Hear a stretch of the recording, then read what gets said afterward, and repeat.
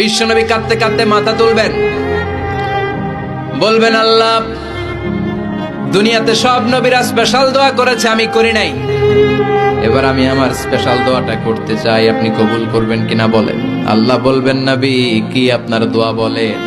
বিশ্বনবী বলবেন আমার একটা উম্মত যার অন্তরের মধ্যে যাররা পরিমাণ ঈমান আছে, একবার আপনারে আল্লাহ বলে ডেকেছে, একবার আমি বিশ্বনবীর উপর দুরূদ পড়েছে, একবার শাহাদাতের বাণী আমার যে গুনাহগার উম্মত দুনিয়ার বুকে থেকে ঘোষণা দিয়েছে, ওই একটা উম্মত যদি জান্নাতে ঢুকতে না পারে আপনি আমারে জান্নাতে ঢুকাতে পারবেন না।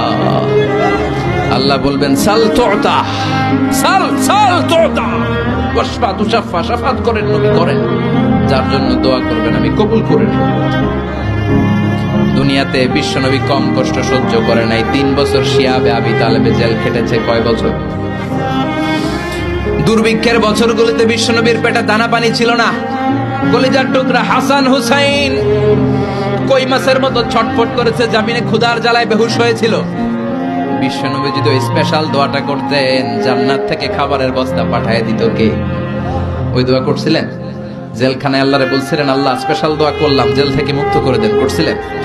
যুদ্ধের ময়দানে নিজের দাঁত ভেঙেছে, উহুদের ময়দান সাক্ষী, বিশ্বনবীর মুবারক রক্তে উহুদের ময়দান রঞ্জিত হয়েছে, সেদিনও বিশ্বনবী ওই দোয়াটা করে নাই। চিল্লায় বলেন ঠিক কিনা?